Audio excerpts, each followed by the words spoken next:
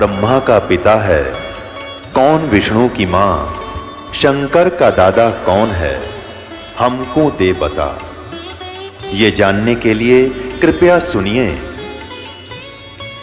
जगत गुरु तत्वदर्शी संत रामपाल जी महाराज के अमृत वचन सर्व पवित्र धर्मों के पवित्र शास्त्रों के आधार पर।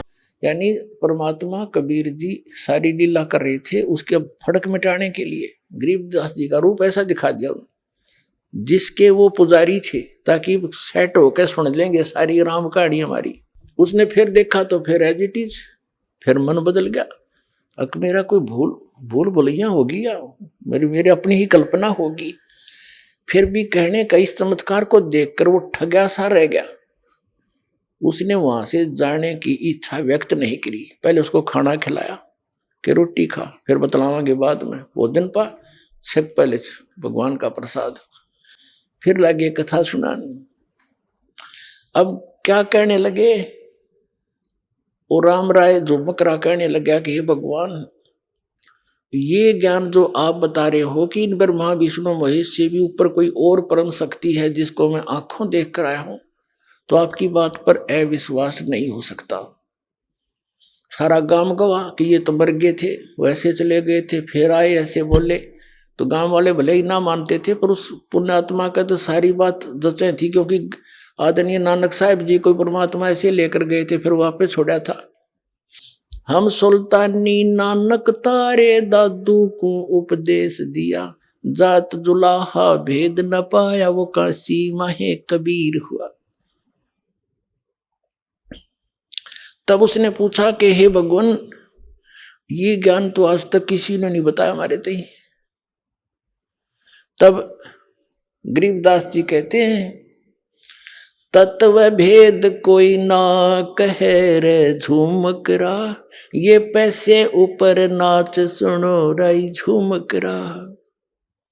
कोटों मध्य कोई नहीं रे झूमकरा, अरबों में कोई गर्क सुनो राई झूमकरा। कहते हैं कि ये तत्व भेद कोई ना कहे रे झूमकरा, सब पैसे ऊपर नाच सुनो रे झूमकरा। सब ने अपना दुकान खोल रखी, नकली संतों महंतों और इन ब्राह्मणों ने। और कहते इस तत्व वेद का ज्ञान देने वाला जो मैं बता रहा हूं, उस तत्व ज्ञान को बताने वाला, कोटों मध्य कोई नहीं रह झूमकरा।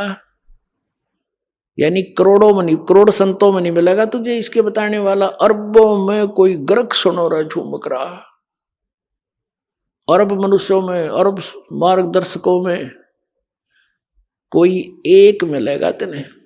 गर्क का अर्थ होता है संपूर्ण ज्ञान युक्त, कंप्लीट इन ऑल रिस्पेक्ट, यानी उसको पूर्ण ज्ञान हो परम पुरुष का, और वो पूर्ण कंप्लीट कोर्स हो मोक्ष मार्ग का, सारे मंत्र सही हो जिसके पास, कहता वो अरबों में मिलेगा तुझे वो संत। जैसे गीता जी अध्याय नंबर 7 के श्लोक नंबर 19 का ये भावार्थ समझाने के लिए दास ने यह सारी अमर कथा सुनानी पड़ी महापुरुषों की। उसमें क्या लिखा है कि बहुनाम जन्मानाम अंते ज्ञानवान माम प्रपद्यते। बहुत जन्मों के किसी अंत के जन्म में ये ज्ञानी ब्रह्म तक की साधना करते मेरी। अब लेकिन वासुदेव सर्वम इति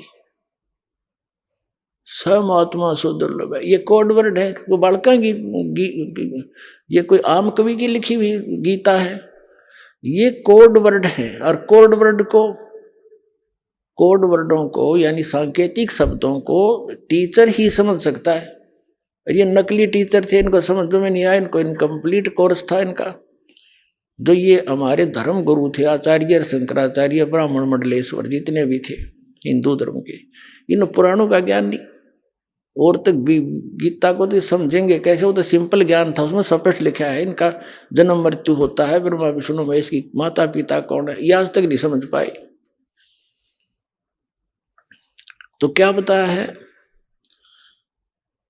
कि वासुदेव सर्वमिति स महात्मा सुदुर्लभ है, ये बताने वाला कि वो वासुदेव यानी सर्वशक्तिमान, सबके ऊपर कंट्रोलर, यानी जिसकी सत्ता सबके ऊपर है, वो कुलधनी ही पूजा के योग्य है, वही मोक्षदायक है, वही पाप नाशक है, और वही सारे ब्रह्मांडों का, सभी का जनक है, वो सभी आत्माओं का पिता है। केवल उसी की ही भक्ति करनी चाहिए। ये बताने वाला संत महात्मा तो बड़ी मुश्किल से मिलेगा अर्जुन। तो यहाँ गरीबदास जी भी वही कह रहे हैं, कोटों मध्य कोई नहीं रे झुमकरा, अरबों में कोई गर्क सुन रही झुमकरा, तत्व भेद कोई ना कहे रे झुमकरा, ये पैसे ऊपर नाच सुनो रही झुमकरा। एक समय गांव में एक ब्राह्मण कथा कर रहा था, और उसने 30 दिन के लिए कथा रख दी, 30 दिन कथा करूंगा। अब ठीक है, उद्देश्य क्या था उसका कि रोजाना दक्षिणा के 10-10 रुपये भी आओगे तो 300 रुपये हो जाएंगे। 300 रुपये तो उस टाइम के आज के 30 लाख के बराबर समझ लो। 250 वर्ष पहले 1 रुपये की भैंस आ जाया करती तो 80 लाख की, 80,000 की आती है, 90,000 की। तो उसने इस उद्देश्य से कथा करनी शुरू कर दी 30 दिन तक। जिस दिन उसकी कथा का भोग पड़ना था, उसी गांव की चंडाल चौकड़ी ने सोचा कल इस पंडित जी की कथा का भोग पड़ेगा, और गांव वाले वहां इसका चढ़ावा चढ़ा देंगे घना, और यो करा कित यो इसका नहीं चढ़ने देना। बामण गए वो आकर गांव में सारे सब तरह के। उन्होंने क्या किया, उसी दिन सुबह सुबह जो भोग पड़ना था, दिल्ली से एक चंपाकली नाम की नाचने गाने वाली वो व्यवसायिक लड़की ले आई, और उन्होंने उसका सांग करा दिया। अब सारा गांव और इधर के उधर के लोग उस पूरा पहुंच गए पंडित जी दौरा, वो घर घर के बैठे जिसका कथा करे था। अब पंडित जी कहता है 30 रुपये 30 दिन में, और चंपाकली के 2 घंटे में आगे 500 रुपये चांदी के वह लेकर जाती रही। और पंडित जी ने पता लगा, उसका तो सारा खून जल गया, उठ कर चाल पड़ा, वो गाल का 30 रुपये गोज में जेब में। अब वो चला जा रहा था, उसको पता था कि यहाँ एक गरीबदास नाम के संत हैं, वो उसके रास्ते में आवे था, घर जाने के रास्ते में छुटानी गांव पड़े था। उन्होंने सोचा चल महाराज जी दौरे बैठा, थोड़ी बहुत बतलावांगे, देखी किसी दुनिया होगी। वो नो बतान गया था। अब गरीबदास जी बैठे थे, 5-4 भगत बैठे थे उनके घर में, यानी उसके बैठक में। पंडित जी आ गया, आओ पंडित जी, आओ पंडित जी। क्यों वेशभूषा उनकी का पता है होता, लंबी चोटी, गलमा गोछा लाल लाल सा, तलक साला रखा, काख में पोथी दे रखी, आदर से चारपाई दी, बैठ गए। और न्यों करे महाराज सुनाओ क्या हाल है, महाराज जी सुनाओ। पंडित जी गरीबदास जी बोले महाराज के बताओ, बस दुनिया का तो नाश जा लिया, या तो डूबेगी कति, हद होगी, फलान होगी। काफी देर ने बोलता रहा, पर न्यों ना बतावा कहानी के है। तब उनके चेले गरीबदास जी के शिष्य बैठे थे, वो कहने लगे महाराज जी पंडित जी के में घना दुखी हो रहा है, ऐसी क्या बात होगी इसके साथ, बता भी नहीं रहा, आंसू आ भी नहीं रही, कसर भी नहीं रह रही।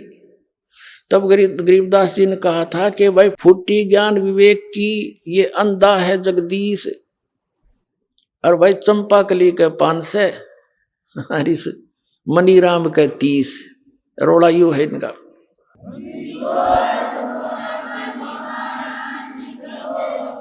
वो मनीराम पंडित जी था। अब उसने गरीबदास जी ने बता दिया कि भाई चंपाकली का तो 500 रुपये आ गए, और इस पंडित जी ने 30 दिन तक कथा करी, इसका 30 रुपये आए। यो उसका दुख मान रहा है। तो पंडित जी कहने लगे महाराज आपने क्यों कर पता लगा, कैसे पता लगा? गरीबदास जी बोले इस बात ने छोड़, मुझे कैसे पता चला, पर एक बात सुने, आप उस गांव के लोगों को और चंपाकली को उल्हाना दे रहे हो कि उस वहां ऐसा कर दिया, वहां पैसे के लूट लेगी, और तू क्या कर रहा था वहां पर? आप किस उद्देश्य से कथा कर रहे थे? कथा सत्संग 1 दिन कर ले, 2 दिन कर ले, 4 दिन कर ले, तेरा उद्देश्य क्या था? आप बताओ सच्ची आत्मा से। उद्देश्य यही था कि 30 दिन में कम से कम 300 रुपये तावेंगे।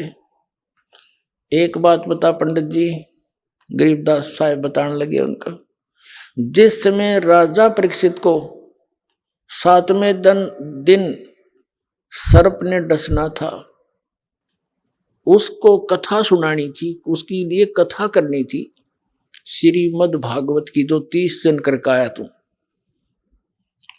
और इस कथा के राइटर व्यास जी भी उपलब्ध वहीं थे, और साथ में और भी ऋषि महर्षि जितने थे सब उपस्थित थे। एक मीटिंग हुई थी कि भी इनको श्रीमद् भागवत सुधा सागर की 7 दिन तक कथा सुनाई जाए, ताकि इसका मन संसार से हटकर भगवान में जुड़ जा।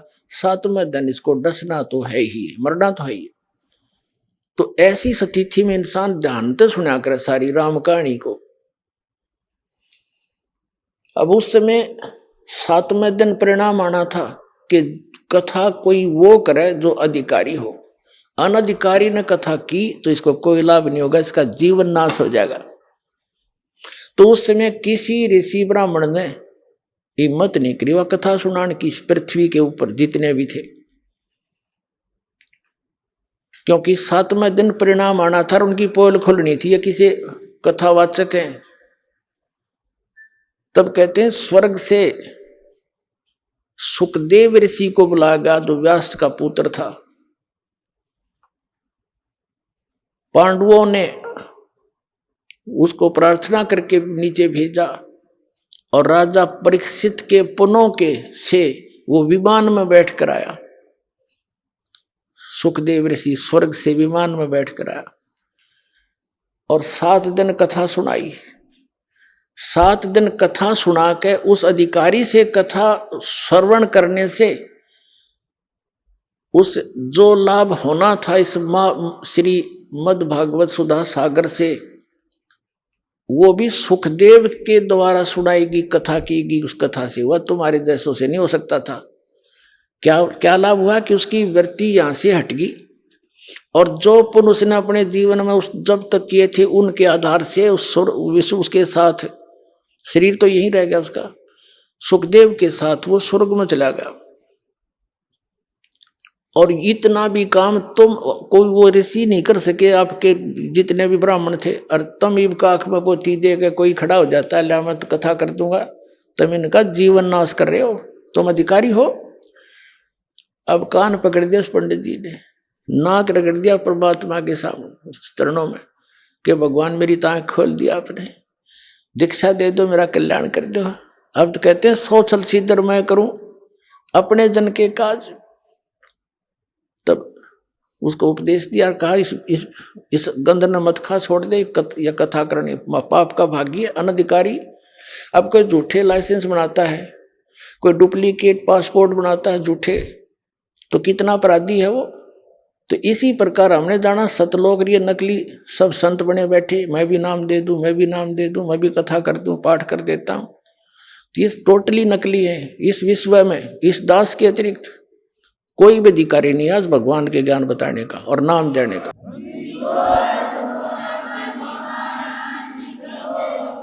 ये अभिमान ना समझना, कति तत्व ज्ञान समझ लेना इसको। अपने आत्माओं जो प्रसंग चला था कि यहां प्राणी कितने दुखी हैं, और हम अपने बच्चों को शिक्षा किस लिए देते हैं कि ये पढ़कर शिक्षा से हम की महिमा से परिचित हुए, तो आज उस सत्र का लाभ हमारे बच्चे प्राप्त कर रहे हैं। अब ठीक इसी प्रकार जिस समय श्रीमद् भगवत गीता अध्याय नंबर 7 के श्लोक नंबर 29 में क्या कहा है कि अर्जुन, जरा मरण मोक्षाय माम आश्रित यतन्ति ये ते ब्रह्म तत्विदु कर्षणम अध्यात्म अखिलम च कर्मम। वो क्या कहता है गीता ज्ञानदाता कि मेरे इस ज्ञान का आश्रय करके कि तत्वदर्शी संत की खोज करो, और वो तत्वदर्शी संत उस ज्ञान को, उस तत्व ज्ञान को बताएगा जो परमात्मा ने स्वयं आकर वो वाणी बोली है। तो उस तत्वदर्शी संत से मिलने के पश्चात जो जरा और मरण से यानी वृद्ध अवस्था और मृत्यु से छूटने का मोक्ष के लिए यानी इससे बचने के लिए यानी पूर्ण मोक्ष प्राप्ति करने के लिए जो प्रयत्न करते हैं, ते ब्रह्म तत्व विदु, वे उस तत्ब्रह्म को और कृष्णम अध्यात्म अखिलम च कर्मम, वो सारे अध्यात्म को और सभी कर्मों से परिचित है। अपने आत्माओं दास आपको वो अमर कथा सुना करके उस सतलोक की यथा सतिथि बता करके और कई महापुरुषों के प्रमाण दे करके ये सिद्ध करना चाहता है कि आपका हृदय यहां से हटे, ये लोग ठीक नहीं, यहां आप रह नहीं सकते थे, कितना कोशिश कर लेना। एक व्यक्ति कह रहा था मेरा लड़का बीमार हो गया, 3.5 लाख रुपये लगाए, दोनों गुर्दे खराब हो गए, जान बच गई, खुशी बनाई, विवाह रख दिया। विवाह से 2 दिन पहले बस एक्सीडेंट में मर गया। बता, जिसके लिए सारे पाप कट्ठे कर्म कट्ठे करे थे, धन जोड़ा था, वो धन भी गया और पुत्र भी गया, और आप भी 92 हो गया मरना। तो इसे गंदे लोक में और आप कभी खुश हुए बैठे हो, यहीं पर स्थिर हुए बैठे हो, ये लोक रहने का नहीं है। अब तक ना ज्ञान था, मजबूरी थी, कोई बतानिया नहीं था, बताओ थे नकली थे, सट्टे मारे थे, इनके पास समाधान नहीं था। तो अब आपने कमर कसनी पड़ेगी। ठीक है, जब तक आप यहाँ रहोगे आपके साथ परमात्मा रहेगा, आपका आंच नहीं आने देगा, तो सच्चे दिल से इसकी शरण में रहोगे। तो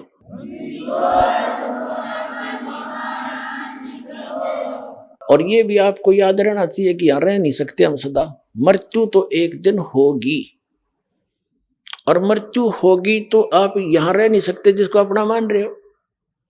वर्त आपकी मृत्यु उस समय होगी जब आप चाहोगे, ये भी सोच लेना। लेकिन चाहोगे इस ज्ञान से, तब तक आपके पोते पोती भी बड़े बड़े हो लेंगे, वो भी भक्ति कर रहे होंगे, तो वो भी सुखी होंगे। तो उस समय आपके मन में एक बीमारी आवेगी, क्योंकि जब जीव को सुख हो जाता है तो ये नो सोचा है सारे दुख भूल जाए यहाँ के, नो के ठीक ठाक था, कोई खास बात ना थी, अड़ता तो कैर टूट रहा सारे जीवन में, और पिछले थोड़े से दिना में सुख हो जाओ, वो सारे दुखान भूल के यूं बढ़िया लगने लग जाता है, और न्यों पता मृत्यु होगी।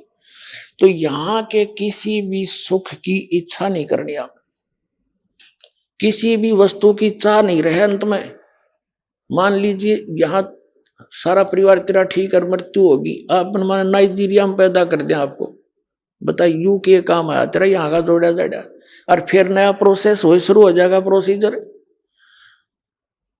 मनुष्य जीवन हुआ तो ऐसे, फिर बच्चे पैदा हुए, कोई मर गया कोई जी गया, सारा दिन पेट का रोला, सारी उम्र खत्म हो जाएगी। तो इस जन्म और मृत्यु के इसको लूने याद करके इस चक्कर रहे,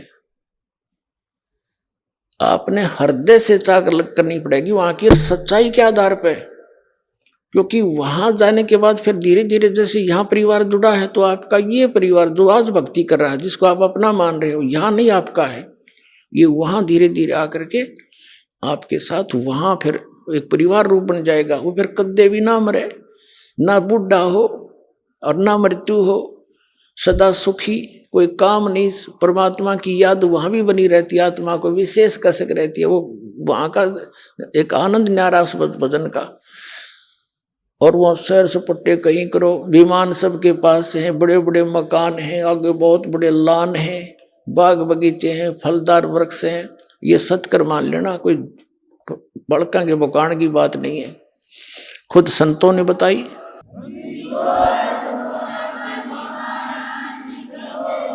खुद परमात्मा ने आके बताया और आंखों देखा उन महापुरुषों ने बताया जिन्होंने उस सचखंड को देखा। लेकिन उन्हें थोड़ा सा घुमा फिरा कर बताना था, नहीं तो ये नकली पंथ भी वही गुणगान लग जाते जो परमात्मा ने बता रखा था। तो उसको कोड वर्डों में बता रखा है, और वो कोड वर्ड इस दास का समझ में आए कबीर भगवान की रजा से, और किसी का समझ में ना आए हुआ, तो उसके आधार से प्रत्यक्ष प्रमाण करके दिखाऊंगा आपको कबीर साहब की वाणी में, जिसको कबीर पंथी रोज पढ़ा करते। अब प्रसंग चल रहा था त्रिलोक में, और हम खोज रहे हैं इस मृतलोक में नमक की बोरी में, और बूरा का टेस्ट कोई खोज रहा हो, कितनी समझ है उसके अंदर, उसको पता ही नहीं फिर बूरा कैसी होती है, कहाँ है। तो यहाँ जब तक हम उस पूर्ण परमात्मा के उस स्थान से परिचित नहीं होंगे, उस सुख से, और उससे परिचित कैसे होंगे? उन महापुरुषों के प्रमाण जिन्होंने आंखों देखा सचखंड और फिर वापस छोड़ा, और उनमें से विशेष आदरणीय गरीबदास साहिब जी और आदरणीय धर्मदास साहिब जी को परमात्मा ने ये विशेष ज्ञान दिया था, और उनके द्वारा लिपिबद्ध उस ज्ञान से प्रमाण आंखों देखा उन महापुरुषों का बताया हुआ, और दास पर रजा हुई जो आपको आज खोल रहा है। ये सारे मिला करके आपको विश्वास दृढ़ करा देगा ये दास। आपका मन ऐसा हट जाएगा इससे, जैसे गीता जी अध्याय नंबर 2 के श्लोक नंबर 46 में कहा कि अर्जुन, जैसे बहुत बड़े जलाशय की प्राप्ति के उपरांत छोटे जलाशय में जैसी आस्था जीव की रह जाती है, ऐसी तेरी श्रद्धा उस परम पिता परमात्मा के तत्व ज्ञान और उस परमात्मा के सुख से सतलोक से परिचित होने के बाद उस ज्ञान की प्राप्ति के उपरांत इन अन्य भगवानों में और यहाँ के सुख और स्वर्ग के सुख में ऐसी रह जाए। जैसे पहले सभी व्यक्ति तालाबों पर आश्रित होते थे। एक तालाब ऐसे होते थे, वर्षा होगी भर गया, सारा वर्ष उसी से पशु भी पानी पीते थे, उसी से मनुष्य भी जल निकाल कर उसी पर आश्रित होते थे, उसी से थोड़ी बहुत कोई बगीची सिंचाई कर लेते थे। तो उस तालाब का पता होता था एक वर्ष वर्षा ना हो तो सारा सूख जाए, और उस पर आश्रित व्यक्ति भी तड़फ तड़फ कर मरे यदि 2 वर्ष वर्षा ना होते। तो उन व्यक्तियों को, और एक बहुत बड़ा सरोवर झील मिल जाए जो इसमें 10 वर्ष वर्षा ना हो तो भी उसका जल समाप्त ना हो, तो फिर वो व्यक्ति उस छोटे जलाशय को तुरंत त्याग कर उसकी शरण में जाकर बस जाते हैं। लेकिन उस छोटे जलाशय यानी इन भगवानों से जो ब्रह्मा विष्णु महेश ब्रह्म और अक्षर परब्रह्म से जो हम लाभ ले रहे थे वो पर्याप्त नहीं था। वो जलाशय का जो जल था वो पर्याप्त नहीं था, लेकिन बुरा नहीं था। और जब हमने वो मिल गया जलाशय, कौन झांका उसकी तरफ? तो ऐसा समझ लेना वो सतलोक में इतना सुख है, ऐसी सदाबहार स्थिति। यहाँ तो 2 वर्ष वर्षा ना हुए दरे दराए रहे, जहाँ सारे टक्कर मार मार कर मरा जनता, एक दूसरे को खाजा बुड़ के भर भर के। ऐसे बहुत बार पीछे ऐसी स्थिति आई है। ये लोक है, ये तो परमात्मा ने दया बख्शी, पुण्यात्मा को जन्म दिया ताकि ये भक्ति करके पीछा छुटवा लें। सोदी दे दी, पंप वगैरह लगा लेते हैं, समय पर वर्षा कर रहे हैं। ये वैसे नहीं हो रही है। अब जितने भी मानव शरीर प्राणी हैं ये बहुत पुण्यकर्मी प्राणी हैं, लेकिन दुर्भाग्य उनका जो ये पहचान नहीं पा रहे इस दास के द्वारा दिए गए इस ज्ञान को, और वो वंचित इस मार्ग से।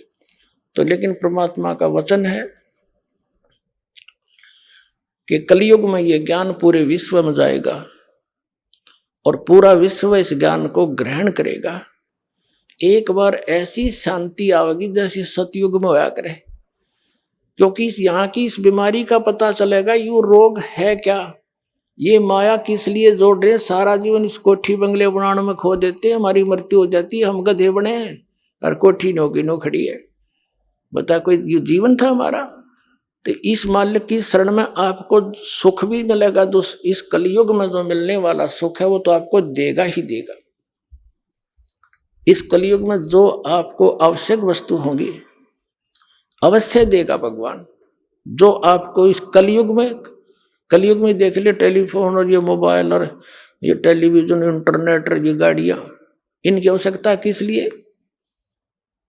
इसकी आवश्यकता अब हमें इसलिए होगी कि हम भगवान की वचन सुना करेंगे। जेब में मोबाइल डाल लिया और मंत्र चल रहे हैं, परमात्मा का सत्संग चल रहा है, जा रहे हैं, कान में लीड ला ली, दूसरे नहीं पता क्या सुन रहा है। और पहले इन्हीं का दुरुपयोग करने के लिए काल ने प्रेरणा कर दी, इसी में फिल्में भर दी, बकवाद भर दी, वो हम पास आउट कर देंगे कति, केवल इसके अंदर गाने रहेंगे। और एक दिन वो दिन आएगा पूरे मीडिया के अंदर परमात्मा का ज्ञान चला करेगा, नहीं जनता स्वीकार नहीं करेगी। ये सत्कर मान लेना।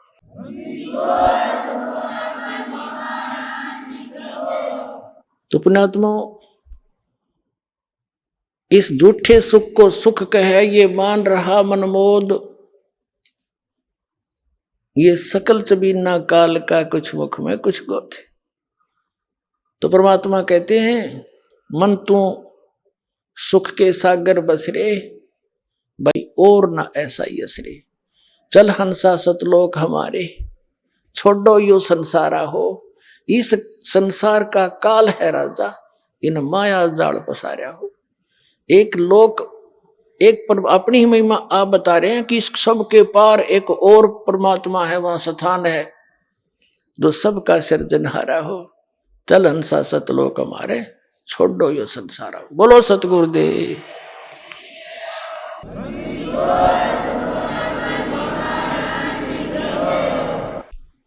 परम पिता परमात्मा पूर्ण ब्रह्म सर्व सृष्टि रचनार कबीर परमेश्वर जी की असीम कृपा से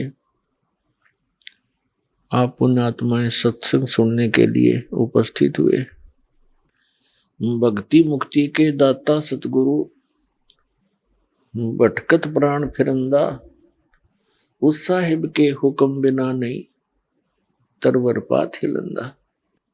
परम पिता परमात्मा कबीर जी ये हम सभी आत्माओं के जनक हैं और ये हमें संदेश देने के लिए यहाँ आते हैं। ये ज्ञान कराने के लिए इस काल के लोक में सहशरीर आते हैं और सहशरीर चले जाते हैं।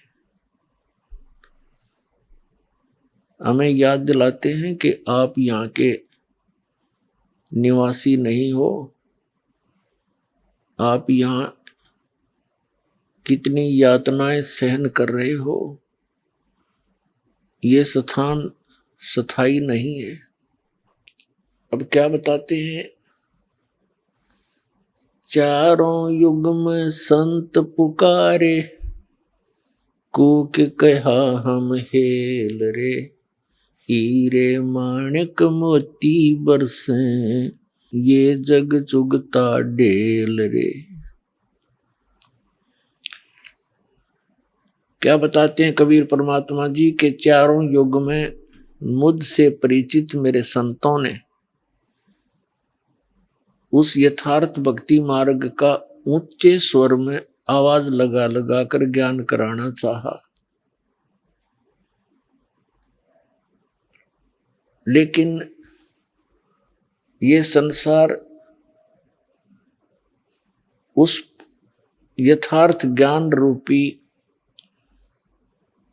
यानी पूर्ण मोक्ष की विधि रूपी जो मोती हैं उनको ना स्वीकार करके शास्त्र विरुद्ध साधना करके मोतियों के स्थान पर कंकर इकट्ठे कर रहा है। अर्थात मोक्ष प्राप्त ना करके यहीं के काल के इस लोक में, इससे दूसरे स्वर्ग लोक में, इससे तीसरे पाताल लोक में और फिर ब्रह्म लोक में, इन्हीं में जन्म और मरण के चक्कर में गिरकर महान कष्ट उठा रहा है। चारों युग में संत पुकारे और कूक कहा हम हेल रे, हीरे माणक मोती बरसे, ये जग चुगता ढेल रे। ये संसार डड़े इकट्ठे कर रहा है। पहले तो यहां देखिएगा, मनुष्य जीवन का जो उद्देश्य है उसको भूलकर प्राणी यहां की व्यवस्था में ही सारा जीवन नष्ट कर देता है। ये मानव, प्रत्येक प्राणी के अंदर एक ऐसी धारणा बनी हुई है कि मैं बहुत बड़ा धनी बनूं, मेरे पास बढ़िया कोठी हो और कार हो तो और अच्छा हो जाए। शानो शौकत बनाने के लिए यहाँ की झूठी इस महिमा के अंदर अपना सारा जीवन नष्ट करके और खाली हाथ चला जाता है। अब परमात्मा आकर याद दिलाते हैं कबीर भगवान जी, इस झूठे सुख को सुख कहे ये मान रहा मन मोद, ये सकल कभी ना काल का कुछ मुख में कुछ गोद। अब क्या बताते हैं परमात्मा,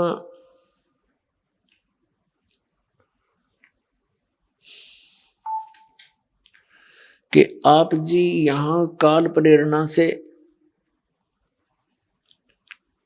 परमात्मा से किन वस्तुओं की डिमांड करने आते हो?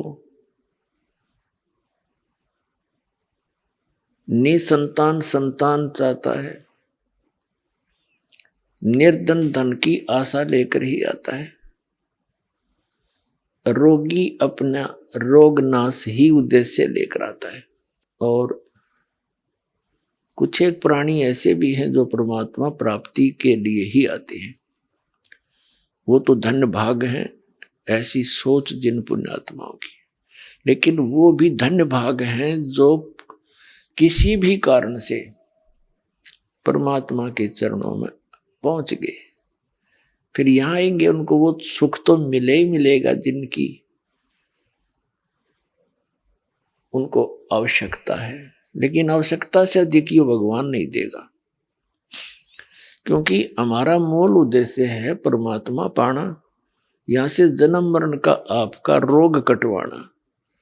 और यहां जब तक आप रहो आपको वो सुविधाएं मिले जो आपके लिए अनिवार्य है। अननेसेसरी डिमांड आप करोगे, भगवान नहीं देगा। आपकी आवश्यकता से कितनी ही बड़ी हो और परमात्मा उसको समझे कि आवश्यक है, तो वो आपकी अवश्य पूर्ण होगी, रोग नाश भी होगा। और कोई आर्त आया है या किसी अन्य आवश्यकता है, उसको वो अवश्य आपका पूर्ण होगा, क्योंकि ये परमात्मा सुखदाई है, आपको सुख देगा, आपको धन भी देगा। इसको मालूम है कि जब तक इस मन की तृप्ति नहीं की जाएगी थोड़ी बहुत, यू भक्ति करने नहीं दे मेरे बच्चों को, मेरी आत्मा को, तो पहले इसको संतुष्ट करेंगे दाता और फिर ज्ञान देंगे। आत्मा को फिर ज्ञान हो जाएगा, फिर ये मन की सारी नहीं मानेगी। इस मन को कैसे कंट्रोल करेंगे दाता? ये तब भक्ति करने देगा। एक व्यक्ति के ओठ पर चोट लगेगी, ओठ पे, तो उसको किसी ने बताया कि भाई कोई कहे कुछ बांध दो, कोई कहे देसी, पहले गांव में ऐसा ही व्यवस्था होती। एक ने कहा कि इसके हलवा बना के बांध दो देसी घी का। तो जिसका चोट लग रही थी वो कहने लगा भाई यू ठीक कह रहे हैं, तो उसको हलवा बना दिया। अच्छा, थोड़ा सा बनाया, औषधि टाइप, इसको उठ कर लगा देंगे, बांध देंगे, यहाँ पर चिपका देंगे। वो हलवा रखे ओठ पे और वो तो खा जाए, उसको भूख लग रही, उसको स्वादिष्ट लगे। वो जब भी ओठ पर धरते अंदर ले जाए उसने, फिर कहने लगे, उन्हें विचार किया भाई जब तक यू छक नहीं लेगा इतना उठ पटकन नहीं दे इसने, पहले इसने छकाओ। तो पहले तो छकाया, और छकने के बाद हलवा फिर एक कण भी नहीं खा सकता आदमी, इसकी यह भी खासियत है। तब उसने उठ पटकन दिया हो। तो पहले तो परमात्मा इस मन की फड़क निकाल लेगा। ये जो डिमांड लेकर यहां आया है ये पहले इसने छकावेगा, और फिर इसके अंदर ऐसा ज्ञान भर देगा मालिक कि आगे ये कोई वस्तु नहीं चाहेगा एक मोक्ष के अतिरिक्त। आप यहां आते हो, देखो जब तक आपको कोई परेशानी है और उसमें राहत नहीं मिलेगी तो आप भक्ति सुन भी नहीं सकते, ज्ञान भी नहीं सुन सकते, करना तो बहुत दूर की बात है। तो दयालु परमात्मा है, यदि आपका निश्चय पूरा होगा, पूरे विश्वास के साथ परमात्मा में आप लगन लगाओगे, ये जाप मंत्र जो बताए जाते हैं ये करोगे, तो ये तो मामूली सी बात है उस मालिक के लिए, ये तो कुछ भी नहीं जो डिमांड आप लेकर आते हो। फिर यहां ज्ञान कराया जाएगा आपको। परमात्मा बताते हैं, क्या मांगू कुछ थिर न रहाई, देखत नैन चला जग जाई। 1 लख पूत 1.25 लख नाती, उस रावण के दीवान बाती।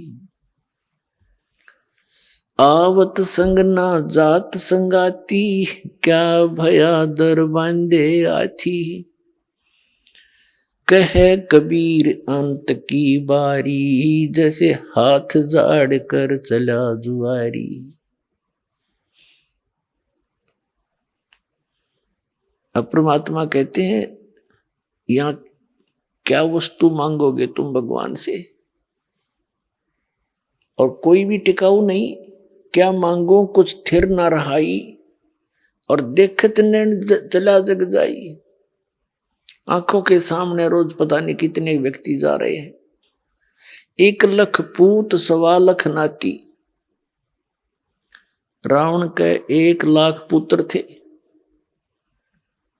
और वो भी सर्वनाश को प्राप्त हुए, सारे मर गए युद्ध में। और फिर उस रावण के घर में कोई दीपक जलाने वाला शेष नहीं बचा। तो क्या मांगा यहां पर। एक व्यक्ति, हम सत्संग कर रहे थे गांव में, उनका कोई रिलेटिव आ गया, वो छोटे से बच्चे को साथ लिए हुए था। तो सत्संग सुनकर उसकी आंखों में आंसू आ गए। कहने लगे जी सारी साची है, पर यह सच्चे उस टाइम है जब स्वयं बीत ले है। मेरे 4 पुत्र थे और चारों का विवाह हो गया 2 या 3 वर्ष के अंदर अंदर, और कुछ एक आधा व्यवसाय कर रहा था, 1-2 नौकरी कर रहा था। संतान अभी तक हुई नहीं थी, चारों की मृत्यु होगी 1 साल के अंदर अंदर। 2 तो इकट्ठे एक्सीडेंट में मारे गए, और 2 बीमार होकर, एक को सर्प डस गया, खेत में सोया था कोठे पे ट्यूबवेल पे, और एक बीमार होकर मर गया। वो पत्नियां भी गई उसकी, उनकी छोटे से बालक ने ले रहा ने बोला 2 गोद ले रखा, इस पर टाइम पास करूंगा। बताओ यहाँ कोई जीवन है। पर हमें कोई विकल्प नहीं पता था, और अब ये विकल्प आपको पता लग गया, इसका अल्टरनेट मिल गया।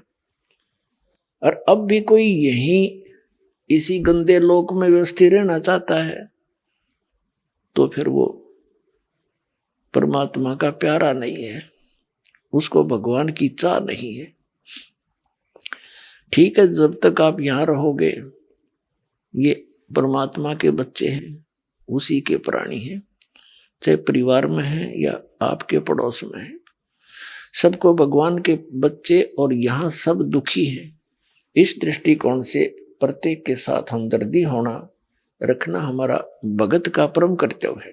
तो फिर हमने यहाँ क्या बताते हैं परमात्मा कि आवत संग ना जात संगाती। जब हम आए तब हमारे साथ कोई नहीं था, अकेले माँ के पेट में 9 महीने दुख पाए, और जाएंगे जब हमारे साथ कोई नहीं जाएगा, तो हम किस वस्तु को और किस व्यक्ति विशेष को अपना मानने बैठे हैं। तो यह भूल मिटानी पड़ेगी। फिर करना क्या है, हमने ऐसे समझना जैसे हम एक यात्री हैं और किसी रेल के कंपार्टमेंट में बैठे हैं, उसमें वृद्ध भी होते हैं, बहन बेटियां भी होती हैं और भी अन्य बालक बच्चे भी होते हैं। तो किसी को कोई तकलीफ है तो उसकी मदद करना प्रत्येक यात्री अपना कर्तव्य समझता है, हमदर्दी दिखाता है, जो नेक व्यक्ति होते हैं। और फिर जिसका जहां जहां भी स्टेशन आता जाता है वहीं उतरते चले जाते हैं। फिर उसके बाद उनसे कोई लिंक नहीं, उनका कोई उसकी याद भी नहीं, लेकिन जब तक उसमें हैं वो बड़े हमदर्दी से रहते हैं, अपने से बनकर। तो हमने ये समझकर इस संसार में रहना। जो भी आपका परिवार है, ये आप एक कंपार्टमेंट में एक डिब्बे में बैठे हैं, और जिसका जब समय आ जाएगा वहीं उतर जाएगा वो। तो इसके लिए आपको ज्ञान की आवश्यकता है और साथ में इस भक्ति भजन की आवश्यकता है। फिर आपके अंदर ये ज्ञान समावेगा जो दास आपको बता रहा है। अन्यथा ये ज्ञान हमने 100 बार सुन दिया, काना पे घटाड़ दे जाकर, फिर वही एज इट इज ही हमारी व्यवस्था बनी रहती है। तो इस ज्ञान से और इस भगवान की भक्ति से आत्मा में दृढ़ता आती है। तो क्या बताते हैं परमात्मा के, क्या मांगो कुछ स्थिर न रहाई, देखत नैन चला जग जाई, 1 लाख पूत 1.25 लाख नाती, और उस रावण के अध दीवान बाती। फिर क्या बताते हैं, आवत संग ना जात संगाती, क्या भया दर बांधे हाथी। अंत समय जैसे कहे कबीर, अंत की बारी जब तेरा शरीर छूटेगा, और जैसे हाथ झाड़ के और चला जुआरी, हारा हुआ जुआरी यानी जुआ खेलने वाला सट्टेबाज, जब हार के चलता है सारा सब कुछ लुटा के रात झाड़ के चला करेगी, कहते हैं यह स्थिति तेरी होगी। और जो अपनी नेक नीति से सतगुरु शरण में आकर भक्ति करते हैं, वो अपने पुनों की गठरी लेकर जाएंगे। तो क्या बताते हैं परमात्मा प्राप्ति के लिए, अर्थात सतलोक जाने के लिए, जन्म और मृत्यु का रोग कटाने के लिए हमें सबसे पहले गुरु की आवश्यकता होती है। और गुरु कैसा हो, उसके लक्षण क्या है, सतगुरु कैसा हो, तो वो गुरु वो होता है, कहते हैं सतगुरु के लक्षण कहूं, मधुरे बैन विनोद, 4 वेद 6 शास्त्र, वो कहे 18 बोध। पहली तो ये पहचान बताई है कि वो सतगुरु जो होगा वो ऐसे आनंददायक वचन कहेगा जो आत्मा को सुहावेंगे। क्योंकि मन को तो अच्छी लगती है रागनी गाना, फिल्मी बकवाद्य या इधर उधर के चुटकुले, लेकिन आत्मा को परमात्मा की कथा सुहाया करे वो अच्छी लगती है। वो उसके लिए तो सतगुरु जो होते हैं वो आत्मा की खुराक देते हैं, मन की खुराक बंद करते हैं। सतगुरु के लक्षण कहूं, मधुरे बैन विनोद, और 4 वेद 6 शास्त्र, वो कहे 18 बोध, यानी वो सभी सदग्रंथों का ज्ञाता होता है। और सतगुरु जो है विश्व में एक ही होता है। एक बार जब परमेश्वर कबीर जी स्वयं आए थे एक तत्वदर्शी संत की भूमिका करने के लिए, जो प्रत्येक युग में वो ऐसा करते ही करते हैं, उनका विधान है परमात्मा का। कबीर साहब कहते हैं, सतयुग में सत सुकृत कह टेरा, त्रेता नाम मुनिंदर मेरा, द्वापर में करुणा में कहाया, कलयुग नाम कबीर दराया। चारों युग में परमात्मा आए हैं। सतयुग में सतसुकृत नाम था दाता का। त्रेता में मुनिंदर ऋषि के नाम से प्रकट थे। द्वापर में करुणा में नाम से वो मालिक आए थे। और कलयुग में अपने वास्तविक नाम कबीर नाम से आते हैं। ये उनका रियल नेम है। तो ये परमात्मा प्रत्येक युग में आते हैं और प्रत्येक युग में ही ऐसी लीला करते हैं जैसी इस कलयुग में की थी। एक सरोवर के अंदर कमल के फूल के ऊपर एक शिशु रूप धारण करके ये परमात्मा विराजमान होते हैं। प्रत्येक युग में ऐसी ही लीला करते हैं। आइए अब हम उन श्रद्धालुओं के अनुभव जानते हैं जो जगत गुरु तत्वदर्शी संत रामपाल जी महाराज जी से दीक्षा प्राप्त कर चुके हैं तथा उनके द्वारा बताए गए भक्ति मार्ग पर चल रहे हैं। नमस्कार सर। सच्चाई।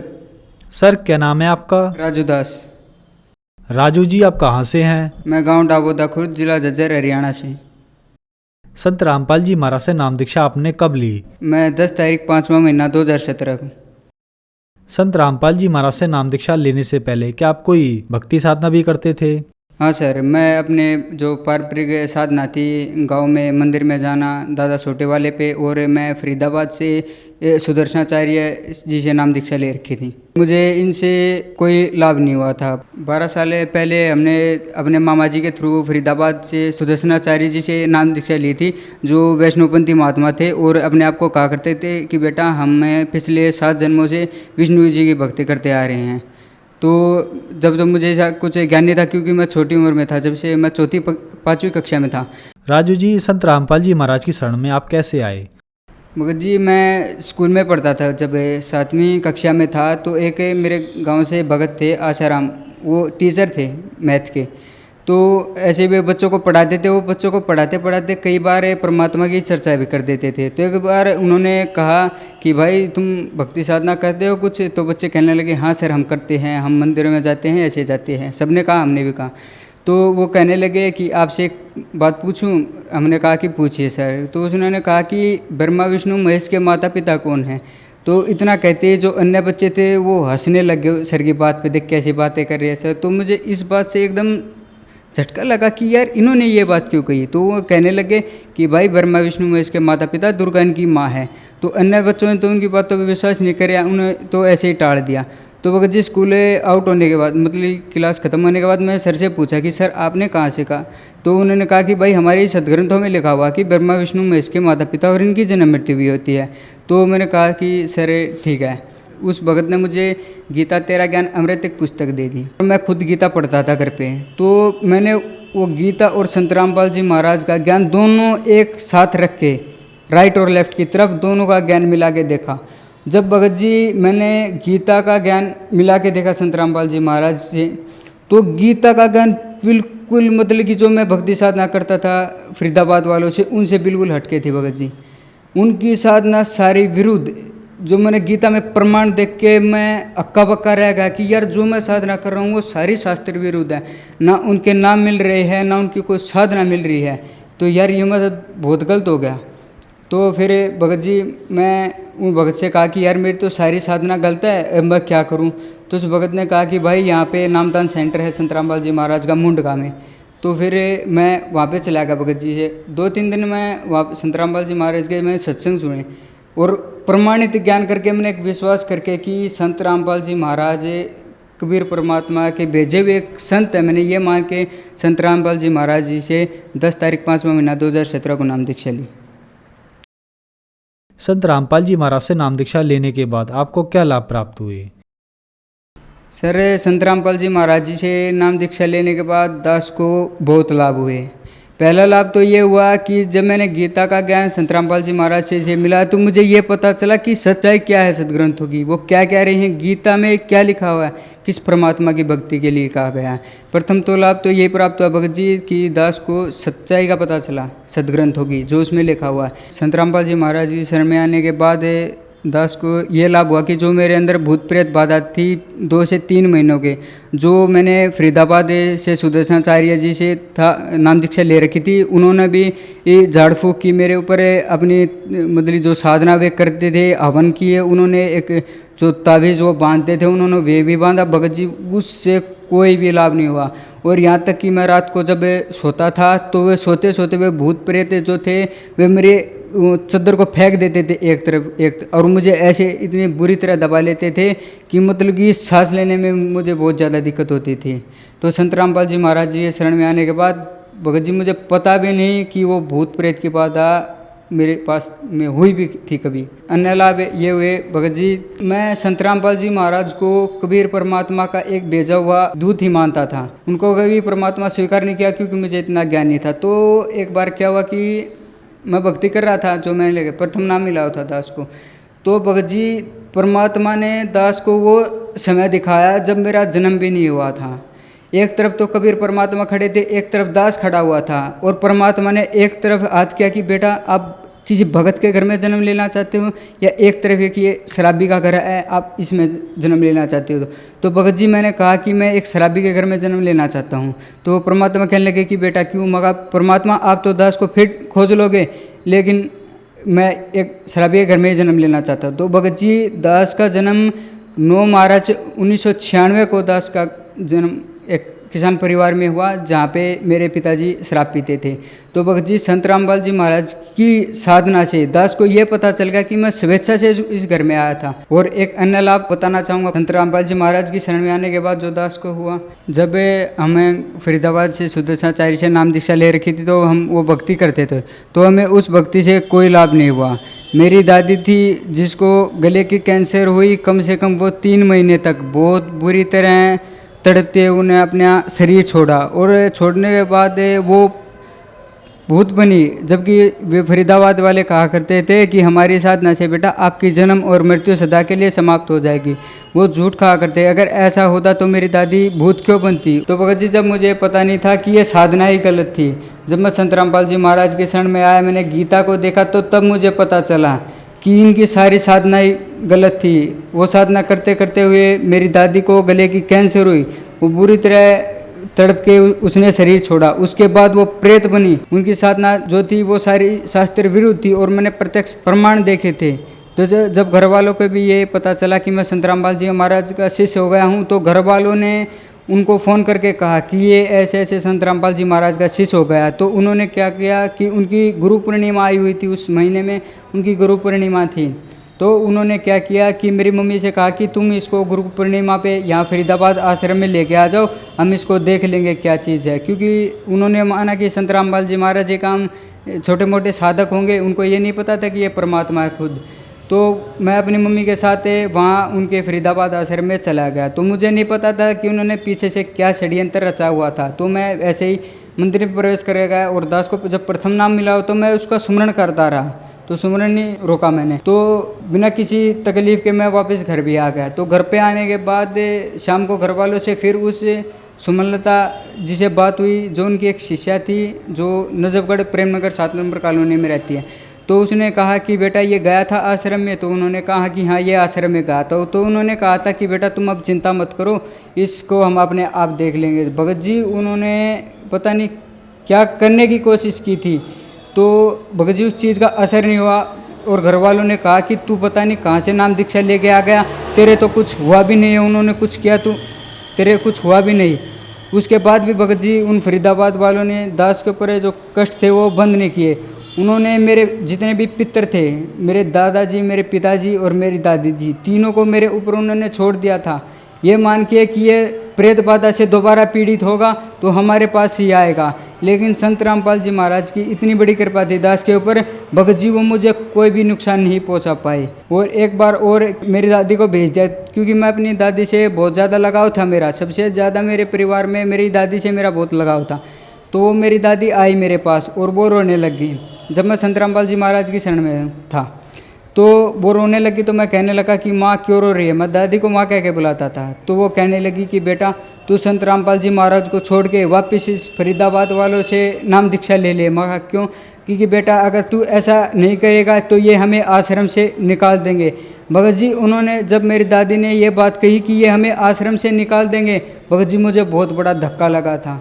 उनकी भगत जी शास्त्र विरुद्ध साधना थी जिन्होंने उनको प्रेत बना दिया। प्रेत बनाने के बाद भी वो आश्रम में रहते थे, तो उनको आश्रम से भी निकालने की धमकी दे दी कि ये अगर ये संत रामपाल जी महाराज की शरण में रहेगा तो हम इसका कुछ बिगाड़ नहीं पाएंगे। तो संत रामपाल जी महाराज की शरण में आने के बाद दास को एक बहुत बड़ा लाभ ये हुआ कि जो मेरे परिवार में पारंपरिक साधनाएं चलती थी, मेरे गांव में एक मंदिर है दादा सोटे वेले के नाम से प्रसिद्ध है वो, तो मैं वहाँ पहले जब संत रामपाल जी महाराज जी से मैंने दीक्षा नहीं ले रखी थी तो मैं मंदिर की तरफ देख के सिर झुकाया करता था, प्रणाम किया करता था उनको।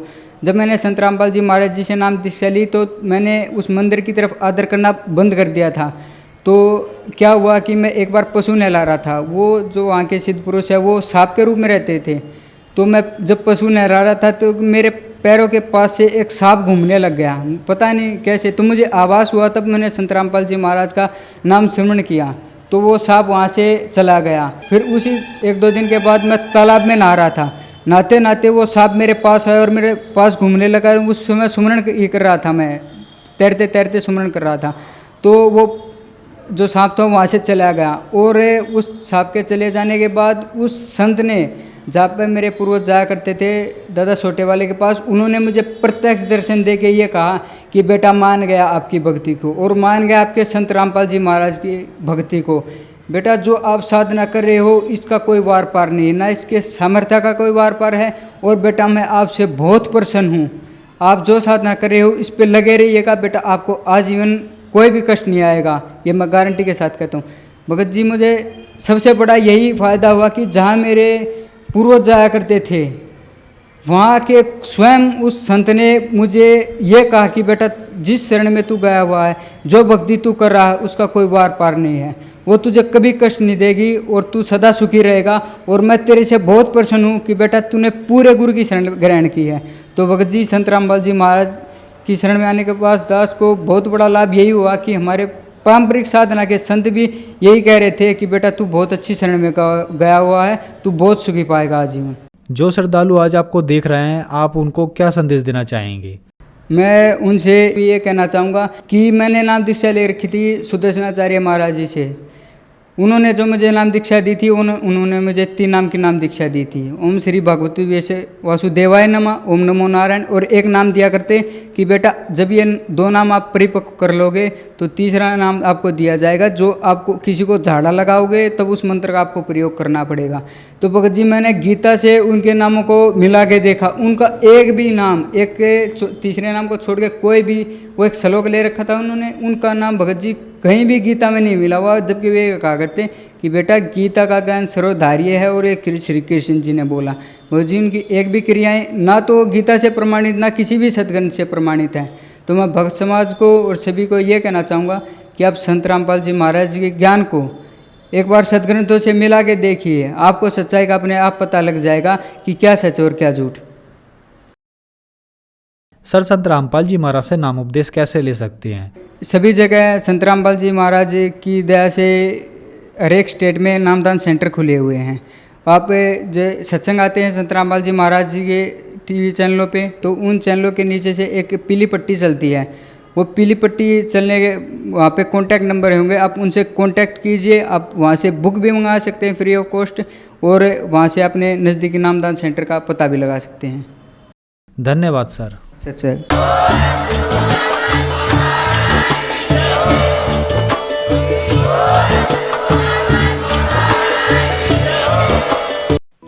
आप सुन रहे थे जगत गुरु तत्वदर्शी संत रामपाल जी महाराज के मंगल प्रवचन।